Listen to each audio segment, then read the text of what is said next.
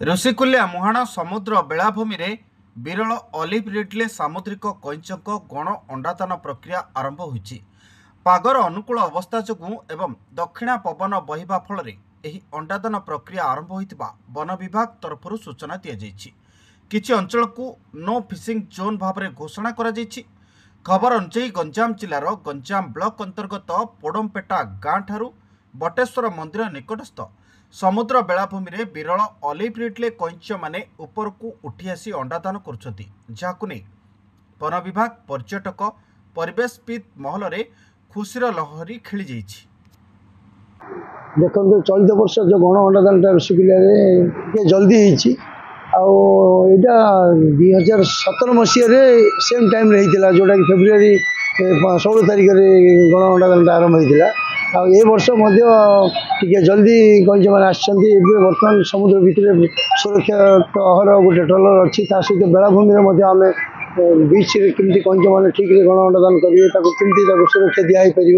One विभाग तरफ 52टा segment होती सेगमेंट जगह दुई जन कर्मचारी नियोजित कराई पूरा एकदम बाहर टूरिस्ट को एलाउड कराऊनी कहीं जो जगह सेंसिटिव जोन हिसाब से जगह रखाई जमी कैंच सुरक्षित रूप से आसवे गण अंडादान करेंगे। अंडादान जमी व्याघात न होता वन विभाग कर्मचारी जिला प्रशासन कार्यक्रम कर किभली सुरक्षित भाव गण अंडादान हो पार से नहीं वन विभाग पक्षर पूर्व 5 किलोमीटर पर्यंत सुरक्षा बाड़ दि जाइछि।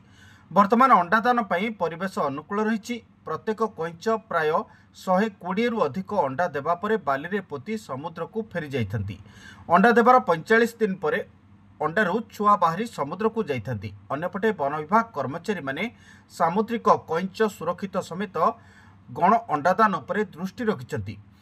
2024 रे गण अंडादान होई नथिबा बेले चलित वर्ष एही गण अंडादान हेउथिबा देखिबाकु मिलिछि। कैंचक आगमन और अंडादान प्रक्रिया शेष हेबा नै नवेम्बर 1 रु मे 31 तारिख पर्यंत आर्यपल्लीरू प्रयागी 20 किलोमीटर अंचल को समुद्र रे नो फिशिंग जोन भावे घोषणा करा जायछि।